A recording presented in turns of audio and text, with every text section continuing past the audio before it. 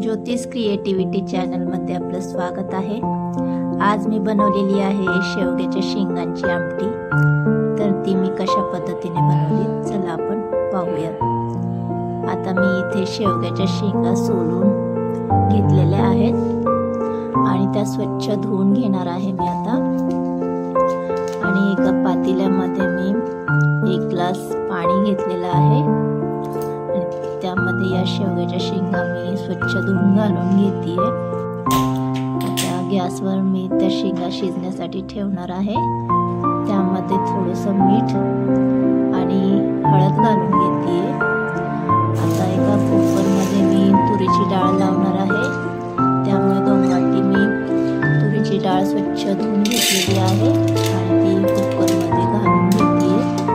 सोबतच त्यामध्ये 1 टोमॅटो चिरून घेतलेला आहे मी आणि 4 मिरच्या ज्या उभ्या चिरून यामध्ये मी घालून घेतेय आणि मीडियम आकाराचा कांदा हा उभा चिरून घालून घेतलेला आहे डाळ शिजण्यासाठी। त्यामध्ये मी 3 ग्लास पाणी घालून घेतलेलं आहे। आता मी कुकर गॅसवर ठेवून देणार आहे।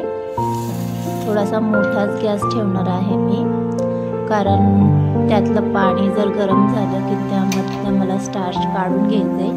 इथे शेवगा देखील आपला शिजलेला आहे। गॅस मी बंद केला शेवग्याचा। आता ज्या डाळीमधलं स्टार्च आहे ते मी काढून घेतेय, कारण ते हानिकारक असतं। आता मी कुकरचं झाकण लावून त्याच्यात 3 शिट्ट्या काढून घेणार आहे। कुकरचं झाकण लावून मी 3 शिट्ट्या काढून घेतलेल्या आहेत। आता कुकर आपला थंड झालेला आहे। डाळ देखील आपली छान शिजलेली आहे।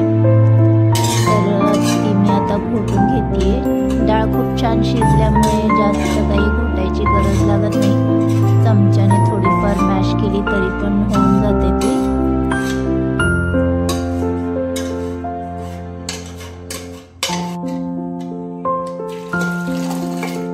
डाळ आपली मॅश करून झाल्याच्या नंतर मी त्यामध्ये जो आपला शेवगा होता तो मी घालून घेतलेला आहे। आता मी गॅसवर कढलं ठेवलेलं आहे। त्यामध्ये 2 चमचे तेल घालून घेतेय।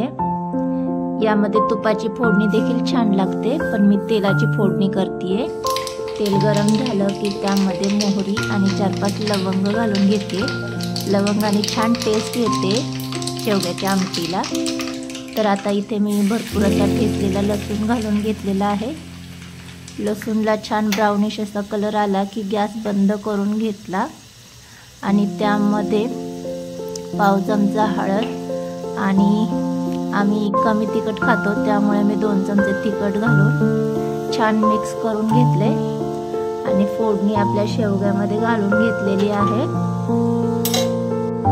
तर आता इथे मी फोडणी घालून घेतली आणि छान आता त्याला मी मिक्स करून घेतेय।